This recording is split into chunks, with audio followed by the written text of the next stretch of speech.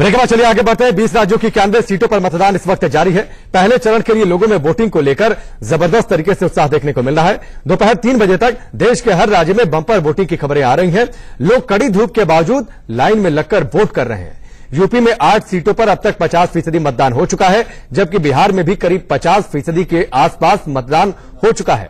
सबसे ज्यादा रिकॉर्ड तो वोटिंग की खबरें मणिपुर से आ रही हैं, जहां पर करीब अब तक 69% मतदान हो चुका है। दोपहर 3 बजे तक यानी अब से 1 घंटे पहले तक वोटिंग का किस पार्टी पर क्या कुछ असर पड़ेगा, हम देश भर में फैले अपने अपने रिपोर्टर से बातचीत करेंगे, उनसे अपडेट लेंगे और साथ ही ये जानेंगे कि उनके पास अपडेट जानकारी क्या है। अभिषेक शर्मा इस वक्त हमारे साथ जुड़ चुके हैं, साथ ही ब्रिजेश पांडे हैं और राकेश सिंह और साथी श्रेया हमारे साथ जुड़ चुकी हैं। सबसे पहले अभिषेक का रुख करते हैं। अभिषेक, आप जहां पर मौजूद हैं, high profile seat Nitin Gadkari और एक ऐसे नेता जिनका हर दल के लोग उनकी तारीफ करते नजर आते हैं, क्या कुछ वोटिंग परसेंटेज को लेकर अपडेट आपके पास? बिल्कुल, देखिए करीबन जो देखिए 4 से ऊपर समय हो चुका है, सिर्फ 1 घंटा बाकी है और कह सकते हैं कि नागपुर में जरूर सुबह से मैं जहां जा रहा हूं, जिस वोटिंग पोलिंग बूथ पर जा रहा हूं, जरूर हर जगहों पर भीड़ देखी जा रही है।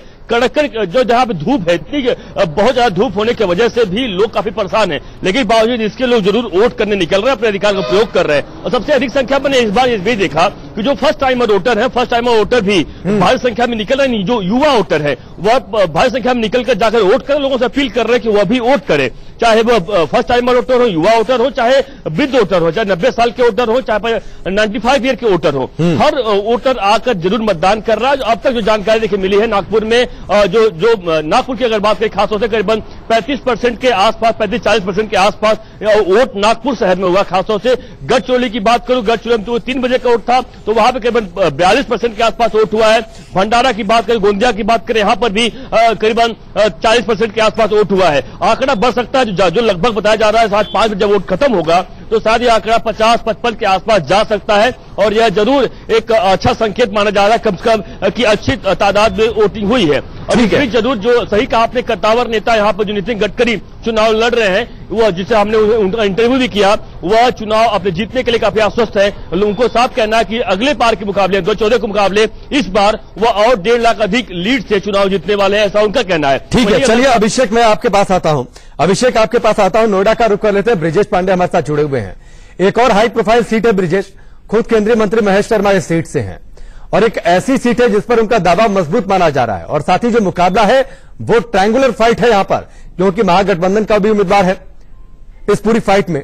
क्या कुछ अपडेट जानकारी मतदान को लेकर आपके पास? देखिए, आज सुबह 7 बजे से ही लगभग 6:50 पे हमने देखा कि एक लंबी कतार लग गई थी। सेक्टर 50 ने क्लब के बाहर जहां मैं इस वक्त खड़ा हूं, ये वीवीआईपी एरिया माना जाता है, लेकिन उसके बावजूद सुबह से ही वोट देने वालों का तांता लगा हुआ है। और जो अभी हमारे पास फिगर आई है उसके मुताबिक 49.72% मतदान गौतम बुद्ध नगर की कंस्टिट्यूएंसी में हुआ है। आपने बिल्कुल सही कहा कि ये यहाँ पर महेश शर्मा जो केंद्र सरकार में मंत्री भी हैं, उनकी वो काफी टफ फाइट में है महागठबंधन के कैंडिडेट से। जो कांग्रेस का कैंडिडेट है उसकी उतनी हवा यहां पे नहीं देखी जा रही, लेकिन महागठबंधन का कैंडिडेट जो है वो 37 साल का युवा है और ऐसा माना जा रहा है कि वो डॉक्टर महेश शर्मा को एक कड़ी टक्कर दे रही है। लेकिन महेश शर्मा, जिनसे हमने सुबह बात भी की, काफी डिटेल बातचीत की, उनका कहना है कि वो पूरी तरह से आश्वस्त है। जिस तरह से उन्होंने इस पूरे एरिया में, आसपास के एरिया में करीब 50,000 करोड़ का इन्वेस्टमेंट किया और न केवल वो बल्कि जो करीब 5 लाख नए मतदाता जुड़े और जो उनका बीजेपी के साथ एफिनिटी है, उसके लेकर उनका मानना है कि पिछली बार की जो 2.5 लाख की मार्जिन थी वो इसको लगभग 1.5 लाख वोट और मिलेंगे, तो वो करीब 4 लाख वोट से अपनी जीत को लेकर खासे आश्वस्त है। ठीक है, चलिए ब्रिजेश, अब मैं गया का रुख कर लेता हूं। राकेश सिंह हमारे सीनियर एडिटर हमारे साथ जुड़े हुए हैं। राकेश, बिहार की कुल 4 सीटों पर आज मतदान हो रहा है। 4 सीटें पिछली बार एनडीए के हिस्से में रही थी, 3 बीजेपी के हिस्से में गई थी, 1 एलजेपी के हिस्से में गई थी।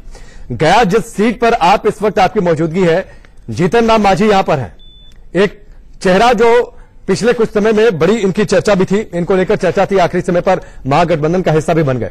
क्या कुछ आपके पास अपडेट लोगों के मूड को लेकर, मतदान को लेकर?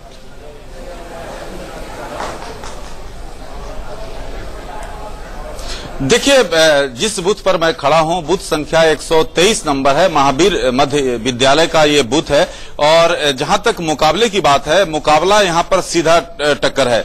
जहां जेडीयू के नेता विजय मांझी बनाम हम पार्टी के नेता और पूर्व मुख्यमंत्री जीतन राम मांझी के बीच सीधा मुकाबला है। 13 उम्मीदवार ऐसे मैदान में हैं, लेकिन यहां पर सीधा मुकाबला जीतन राम मांझी बनाम विजय मांझी के बीच में है। अब यहां पर सुबह से ही लोगों में जो उत्साह है साफ तौर पर देखा जा सकता है। अभी आप देख सकते हैं कि 4 बज चुके हैं और उसके बाद भी लोग जो है लगातार यहां पर लंबी कतारें यहां पर अभी भी लोगों की लगी हुई है। लोग जो हैं सुबह से ही लगातार लगे हुए थे अपने मत का प्रयोग करने के लिए। काफी, आप बताइए किन बातों को ध्यान में रखकर अपने मत का प्रयोग करेंगे? विकास के मुद्दा पर हम वोट का प्रयोग कर रहे हैं। आप बताइए। विकास मुद्दा है जो कि आपके सामने सर, हम आपसे ज्यादा तो कोई नहीं जानता है जो नीतीश बाबू विकास किए। अच्छा, आप बताइए, राष्ट्रीय सुरक्षा, भ्रष्टाचार, रोजगार, किन मुद्दों के ध्यान में रखकर आपने मत? राष्ट्रीय सुरक्षा, भ्रष्टाचार और विकास के नाम पर हम लोग का जो गया है, जो पिछड़ा गिना गया पानी के क्षेत्र में। आप बताइए किन मुद्दों को ध्यान रखेंगे? सर, राष्ट्रीय सुरक्षा भी बहुत बड़ी बात है और जैसा हम लोग जानते हैं कि अभी तक ऐसा कभी भी नहीं हुआ था भारत में कि भारत इतना कड़ा जवाब दिया था। देखिए, सीधे तौर पर यहाँ पर राकेश देख सकते हैं, लोगों के जहन में कई अहम मुद्दे हैं जिनके आधार पर अपने मत का प्रयोग करेंगे। लेकिन जहां तक गया की बात है राकेश, ये बीजेपी की परंपरागत सीट है, लेकिन जिस तरह से जेडीयू के साथ गठबंधन हुआ और उसके बाद बीजेपी ने इस सीट जो है जेडीयू के लिए छोड़ी है, तो ये देखना काफी महत्वपूर्ण है। यहाँ पर मुकाबला सीधा है, किसी के बीच में नहीं है, दो तरफ यहाँ पर जीतन राम मांझी बनाम विजय मांझी के बीच में है। अब ये देखना काफी महत्वपूर्ण होगा कि आखिरकार यहाँ पर जो 23 तारीख का जो रिजल्ट होगा आखिरकार किसके पक्ष में होगा। चलिए, उम्मीदवारों की किस्मत ईवीएम में बंद हो जाएगी। मैं नैनीताल का रुख कर लेता हूं। उत्तराखंड की कुल 5 सीटों पर आज मतदान हो रहा है श्रेया, और जहां पर आप मौजूद हैं ये भी बड़ी हाई प्रोफाइल सीट है। हरीश रावत खुद चुनावी मैदान में है। अजय भट्ट को बीजेपी ने अपना उम्मीदवार बनाया है। भगत सिंह कोश्यारी का टिकट काट दिया गया था और वोटिंग परसेंटेज भी अभी तक जो जानकारी मिल रही थी करीब 45% से ज्यादा। अपडेट जानकारी क्या आपके पास, और साथ ही मुद्दे क्या हावी देख रहे हैं आप वहां पर? जी हाँ, बिल्कुल। नैनीताल में करीबन 45% मतदान 3 बजे तक ऑलरेडी हो चुकी है। हम जहां पे मौजूद है ये नैनीताल की मालिताल एरिया है और इधर 15 कॉन्स्टिट्यूएंसीज में मिला के, जैसा कि हम लोगों ने बताया, ऑलरेडी 45% मतदान हो चुकी है। लोगों में कहीं ना कहीं बेरोजगारी और जॉब क्रिएशन का डिमांड ज्यादा है। सवेरे से हम जब बात कर रहे थे लोगों से, लोगों का डिमांड यही है। और कहीं ना कहीं इधर हरीश रावत की तरफ लोगों का जो एक विश्वास है वो भी सामने नजर आ रहा है, जिससे भी हम लोग ने बातें की। तो फिलहाल नैनीताल का पिक्चर यही साफ आ रहा है। लोगों में बेरोजगारी और अनएम्प्लॉयमेंट का जो चीज है उसी को लेकर लोग ज्यादा सोच कर वोट दे रहे हैं। श्रेया, आप जिस मतदान केंद्र पर है वहां तो बड़ा सन्नाटे जैसा माहौल दिख रहा है। क्या धूप की वजह से लोग इस वक्त कम निकल रहे हैं? शाम होगी तो शायद लोग और आए बड़ी संख्या में।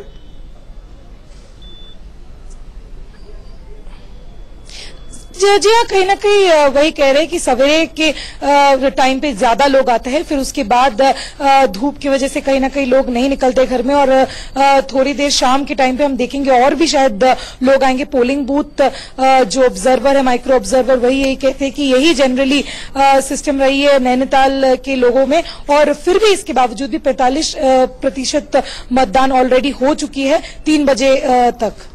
ठीक है, चलिए, आप सबका हमसे जुड़ने के लिए, इस पूरी बातचीत के लिए आपका बहुत बहुत शुक्रिया। अपडेट आगे हम आपसे लेते रहेंगे पोलिंग परसेंटेज को लेकर, और साथ ही क्या कुछ लोग सोच रहे हैं मतदान को लेकर, कितनी बड़ी संख्या में लोग वोट कर रहे हैं, इस पर हम आगे भी आपसे बातचीत करेंगे।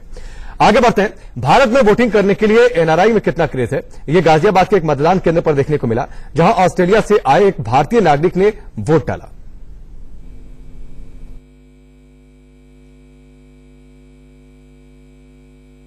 हमारे साथ अजय शर्मा जी मौजूद हैं, जो ऑस्ट्रेलिया से सिर्फ इसलिए भारत आए हैं कि उन्हें वोट डालना है। जाहिर है वो एक प्रेरणा है। अजय शर्मा जी से बात कर लेते हैं, जो गाजियाबाद में सूर्यनगर इलाके में वोट डालने के लिए आए हैं। सर, वोट डालने के लिए आए हैं, एक प्रेरणा स्रोत आप बने हैं, ऑस्ट्रेलिया से स्पेशली इसीलिए आए हैं? हाँ, इसीलिए आया हूँ जी। क्या करते हैं वहाँ पर? मैं वहाँ पावर कॉर्पोरेशन में डायरेक्टर हूँ जी, और बट हूँ ऑस्ट्रेलियन रेजिडेंट, बट इंडिया में मैं सिटीजन इंडिया का ही हूँ, तो मैंने अपना वोटिंग राइट मेंटेन किया हुआ है। एक बार हम चाहेंगे कि आप ये उंगली दिखाएं, जो देश बदल सकता है वो निशान दिखाएं। क्या दिल ने वहां पर कहा कि वोट करना ही है, या फिर किसी ड्यूटी के चलते आप पे आए कि आ ही रहे थे इसलिए आ गए, ऐसा कुछ? आ नहीं रहा था, मैं उल्टा छुट्टी लेके आया हूँ 1 वीक, क्योंकि मुझे 2 दिन आने में लगे हैं, 2 दिन जाने में लगेंगे, 2 दिन में रुका भी, थोड़ा रिकवर भी करना होता है इतने देर के लिए। हमारे माध्यम से आप कुछ कहना चाहेंगे कि जो लोग वोट देने नहीं आते हैं, आज के दिन को एक छुट्टी महज समझ लेते हैं, क्या कहेंगे ऐसे लोगों को? कोई मैसेज आप दें। छुट्टी देखिए, ये तो सिर्फ यहाँ पे है कि इंडिया में प्रिविलेज मिलता है कि आपको उस दिन वर्किंग डे आपको नहीं है, ऑफ है आपका। बाकी जहाँ पे मैं रहता हूँ वहाँ पे आपको वोट करना कंपलसरी है और उसके लिए आपको कोई छुट्टी नहीं मिलती है। ऑस्ट्रेलिया की बात? हाँ, वहाँ पे आपको कोई छुट्टी नहीं मिलती, और अगर आप वोट नहीं करते हैं तो आपको फाइन भी लगता है। तो इसलिए तो हमारे यहाँ तो लोग है कि प्रिविलेज जो मिला उसको कई बार मिसयूज कर रहे हैं, तो उसको मिसयूज ना करें। लेकिन आपको पता था कि यहाँ कोई फाइन नहीं लगने वाला है, फिर भी आप हमेशा मालूम है, फिर भी आप वोट डालने और अपने खर्चे पे आया हूँ जी। तो एक बार, क्योंकि आप युवा भी हैं और वोटर भी हैं और स्पेशली ऑस्ट्रेलिया से आए हैं, कुछ अपील आप करेंगे ऐसे लोगों से जो नहीं आ रहे हैं? मैं तो अपील सबको यही करूंगा कि आए, वोट करें, क्योंकि ये तो आपकी रिस्पॉन्सिबिलिटी है, ड्यूटी भी है, रिस्पॉन्सिबिलिटी है जी। एक वोट कितना, और ये चांस आपको 5 साल में मिलता है, और आपका एक, अगर आपने अपना राइट यूज नहीं कर रहे हो तो आप एक तो अपना राइट फोरगो कर रहे हो, और फिर आपको उसको जो राइट है उसको कोई मिसयूज भी करेगा। एक वोट कितना कमाल कर सकता है आखिरी? कर तो बहुत कुछ सकता है, अगर सब लोग ये सोचे कि एक कीमती है तो बहुत कीमती है। एक कीमती है तो बहुत कीमती है। ये अजय शर्मा हैं जो ऑस्ट्रेलिया से सिर्फ और सिर्फ वोट करने के लिए आए हैं, और हम भी यही कहेंगे कि आप भी अपने मताधिकार का प्रयोग जरूर से जरूर करें। गाजियाबाद से Jatin Goswami, India news. Break में चलिए आगे बढ़ते हैं। बिहार के जमुई आपको लेकर चलते हैं। समाजवाद पृष्ठभूमि वाली ये सीट रही है और यहां से चुनावी मैदान में है रामविलास पासवान के बेटे चिराग पासवान। यहां पर महिलाओं में वोटिंग को लेकर जबरदस्त उत्साह देखने को मिल रहा है। उनसे बातचीत की है और इस सीट का क्या कुछ हाल है ये बता रहे हैं हमारे सहयोगी शिवपूजन झा। जमुई के उच्च विद्यालय के इस मॉडल बूथ पर महिलाओं का जबरदस्त उत्साह देखने को मिला है। इनके लिए मुद्दे क्या रहे हैं वो इनसे जानने की कोशिश करते हैं। आपने वोट डाल दिया? जी हाँ, डाल दिया। ताकि दूसरे लोग भी आकर के वोट डालें। आपने जो वोट डाला है बहुत गर्वान्वित महसूस कर रही होंगी आप इसे। आपके लिए मुद्दे क्या थे इस बार? मुद्दे है क्या कि सरकार बदल रहे हैं, सरकारें वही है। सरकार जब सरकार नया बनेगा तो और कुछ करेगा, जब इतना करे तो और आगे कुछ करेगा, और आगे कर सकता है। आपके लिए क्या थे मुद्दे? मेरा है सबसे बात है कि हमारा देश का विकास होना चाहिए, देश हमारा सबल है और सबल बने, बस इसी मुद्दे के लेकर हम मतदान दिए। सबल है, सबल और बने। और भी लोगों से। अम्मा आपने वोट डाल दिया? हाँ। आपने जब वोट डाला मन में क्या सोचा? विकास का मुद्दा था, जात पात का मुद्दा था? बस मोदी का मुद्दा। आपने वोट डाला? डाल दिया। दिखाएंगे आप? देखिए, घर से बाहर निकलना मुनासिब समझा, बाहर निकली, इन्होंने वोट डाला। बड़ी संख्या में महिलाएं यहाँ पर हैं और अब भी आ रही हैं। जैसे जैसे दिन चल रहा है वैसे वैसे लोगों की तादाद लगातार बढ़ती चली जा रही है। यहाँ पर भूदेव चौधरी वर्सेस चिराग पासवान है और जाहिर तौर पर कांटे की टक्कर मानी जा रही है जमुई जो है एनडीए के लिए, क्योंकि 2014 में चिराग पासवान ने यहाँ से जीत दर्ज की थी, तो एनडीए के लिए एक तरीके से नाक की लड़ाई है जमुई की ये सीट। चिराग पासवान का मानना है कि उसने काफी काम किया है इस इलाके में, लेकिन भूदेव चौधरी का मानना है कि महागठबंधन मजबूत स्थिति में रहेगा। यहाँ जमुई से कैमरामैन निरंजन के साथ शिवपूजन झा, इंडिया न्यूज के लिए। जमुई के एक पोलिंग सेंटर से आप रिपोर्ट देख रहे थे। आदर्श बूथ यहां पर इसे चुनाव आयोग ने बना है महिलाओं की बड़ी मौजूदगी वोट डालने के लिए। वक्त यहां पर ब्रेक का, जल्द वापस लौटते हैं। ब्रेक के बाद भी हम आज की बड़ी खबर पर लगातार बने हुए हैं। आगे बढ़े, अपडेट दें, लेकिन उससे पहले एक अपील आपसे कर दें। आखिरी के आधे घंटे बचे हुए हैं। अगर आपने अभी भी मतदान नहीं किया है तो निश्चित तौर पर घर से बाहर निकलिए, मतदान करिए, देश के विकास में अपना योगदान दीजिए और अपने पसंद की सरकार चुनिए। आगे बढ़ते हैं। 20 राज्यों की 91 सीटों पर मतदान इस वक्त चल रहा है। पहले चरण के लिए लोगों में वोटिंग को लेकर जबरदस्त उत्साह अलग अलग जगहों से देखने को मिल रहा है। दोपहर 3 बजे तक देश के हर राज्य में बंपर वोटिंग की खबरें हैं। लोग कड़ी धूप के बावजूद लाइन में लगकर वोट डाल रहे हैं।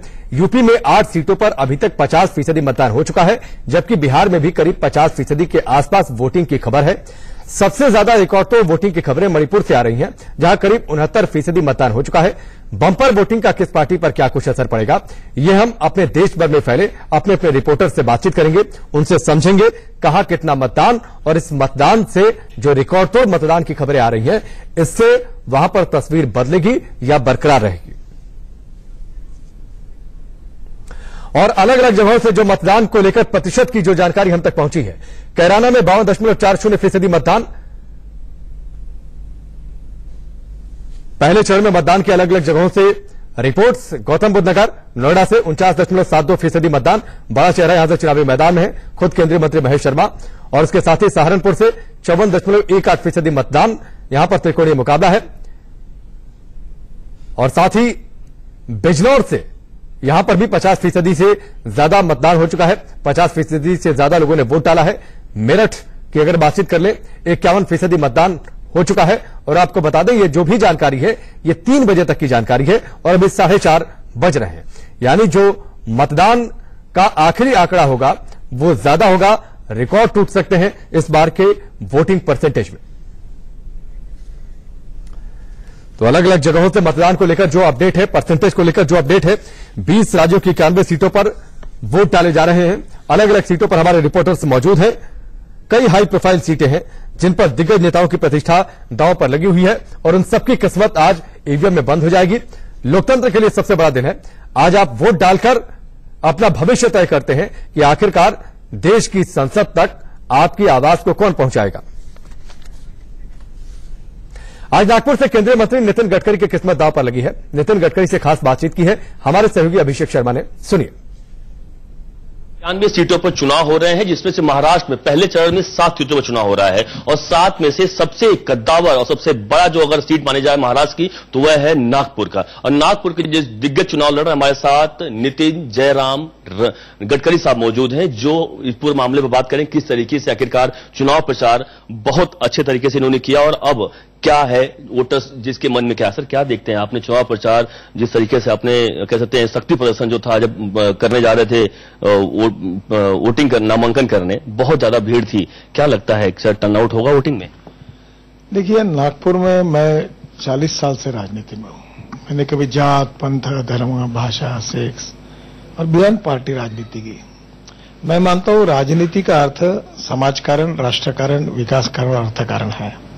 और मैंने सेवा का भी काम बहुत किया, केवल राजनीतिक उद्देश्य नहीं किया। 9000 हार्ट के ऑपरेशंस किए, जो दिव्यांग थे उनको हाथ पैर लगा के दिए, करीब 60,000 लोगों को चश्मे दिलाए, 25,000 लोगों के कैटरेक्ट के ऑपरेशन किए, 1.5 लाख महिलाओं को चेकअप किया जिसमें उनके छाती पर गांठ आती है तो कैंसर होने की संभावना, उसमें 2000 महिलाएं कैंसरग्रस्त निकाली, उनकी जान बचाने का काम किया।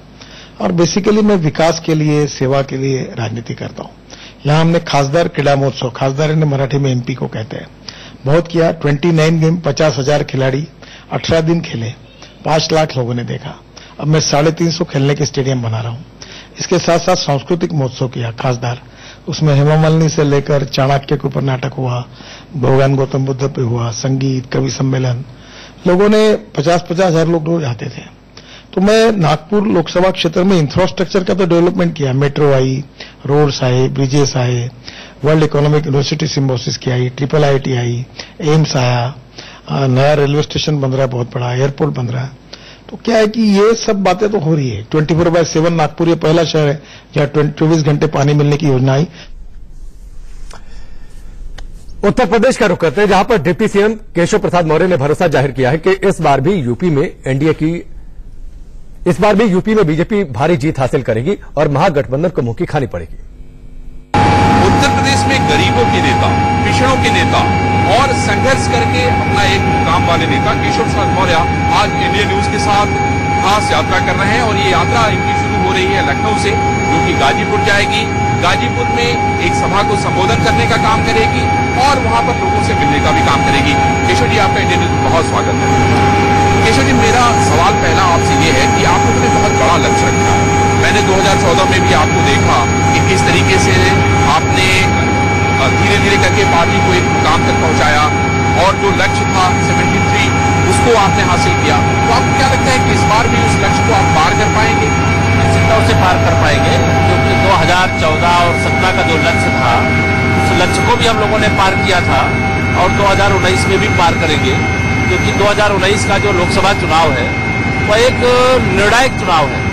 इस देश को दुनिया में नंबर 1 बनाने का चुनाव है, इस देश से भ्रष्टाचार मिटाने का चुनाव है, इस देश से गरीबी मिटाने का चुनाव है, इस देश के पिछड़ों को, इस देश के दलितों को, इस देश के सामान्य वर्ग के गरीबों को, सबको देश की मुख्य धारा में लाने का चुनाव है और मोदी जी को फिर से भारत का प्रधानमंत्री बनाने का चुनाव। लोगों के मन में एक बहुत बड़ा सवाल है कि भतीजा और बबुआ दोनों साथ आ गए और सबसे बड़ा प्रश्न ये उठता है कि उनका जो वोट ऑफ परसेंटेज है वो बहुत बड़ा है, तो आपको इससे प्रभाव कहीं पड़ता नहीं? मुझे इससे प्रभाव इसलिए नहीं पड़ता है कि 2019 के लोकसभा चुनाव में जाति के आधार पर गठबंधन को वोट मिलेगा, यह अब 2014 के पहले की बात हो गई। अब 2019 का युग मोदी जी का युग आ गया है, विकास का युग आ गया है।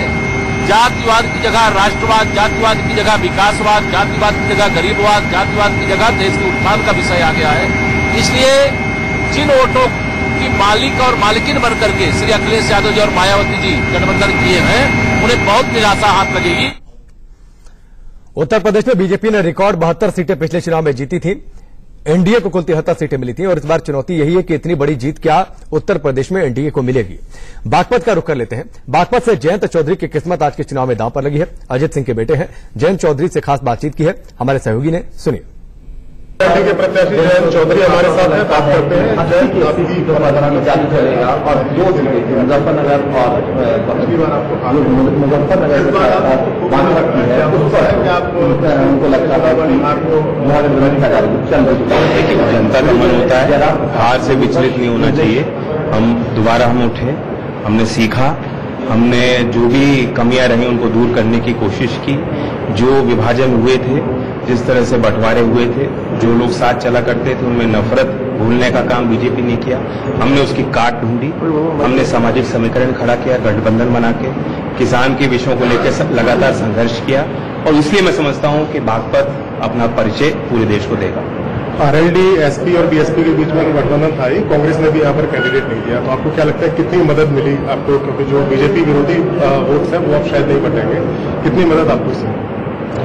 सबका सहयोग मिला है और मैं धन्यवाद करता हूँ। वर्कर्स ने जमीन पे बहुत काम किया है, हम उनको टोक पाए नहीं टोक पाए, मैं गांव में जा पाया नहीं जा पाया, लोगों ने अपनी जिम्मेदारी को समझा। कौन कौन से मुद्दे आपको लगता है, क्योंकि बीजेपी की तरफ से नेशनलिज्म का मुद्दा उठाया जा रहा है, अभी चुनाव चल ही रहा है पहले राउंड का आपकी सीट पर, आपको क्या लगता है क्या नेशनलिज्म के खिलाफ आप लोगों ने जो बात उठाई उस पर भी लोग वोट डाल रहे हैं? देखिए, राष्ट्र को सुरक्षित रखना ये सरकार की बहुत बड़ी नाकामी रही है और वो प्रचार करके, प्रोपेगेंडा करके अपनी नाकामी को छुपाना चाहते हैं। वो कह रहे हैं कि मैं पाकिस्तान में घुस के मारूंगा, पाकिस्तान में सब उनके लिए ताली बजा रहे हैं। इमरान खान खुद कह रहे हैं कि अच्छा होगा मोदी जी जीत जाए, तो और उनके पास कोई ठोस नीति नहीं है। क्या हम पाकिस्तान से बेहतर रिश्ते चाहते हैं कि नहीं चाहते हैं, और अगर चाहते हैं तो क्या वो ठोस कदम हम ले सकते हैं? क्या हम अपने देश के जवानों की शहादत चाहते हैं या उनको सुरक्षित रखना चाहते हैं? क्योंकि इनके बयानों को पढ़ के, इनके प्रचार को देख के ऐसा महसूस हो रहा है कि जब एक जवान शहीद होता है, हमारी माटी का लाल हमसे छिन जाता है, एक परिवार खराब हो जाता है, तो मोदी जी उसको देखकर अपनी वोट गिनते हैं। आखिरी सवाल जो है, क्या ये शायद पहली बार हो रहा है कि लोकसभा चुनाव में महज 3 सीटों पर आरएलडी लड़ रही है? क्या ये आरएलडी के लिए एक अस्तित्व की लड़ाई है इस बार? अगर अब नहीं जीते तो शायद फिर आगे की राह बहुत मुश्किल हो जाएगी। देखिए, हमने कैराना के चुनाव में जो नतीजा हमारे पक्ष में जनता ने दिया, उससे एक जगह मिली और ये एहसास सभी पार्टियों को हुआ कि अगर लोकदल कमजोर होता है तो पॉलिटिकली जो एक लैंडस्केप, जो तस्वीर बननी चाहिए वो नहीं बन पाएगी। वह क्या पर ब्रेक का, चलो वापस लौटते हैं।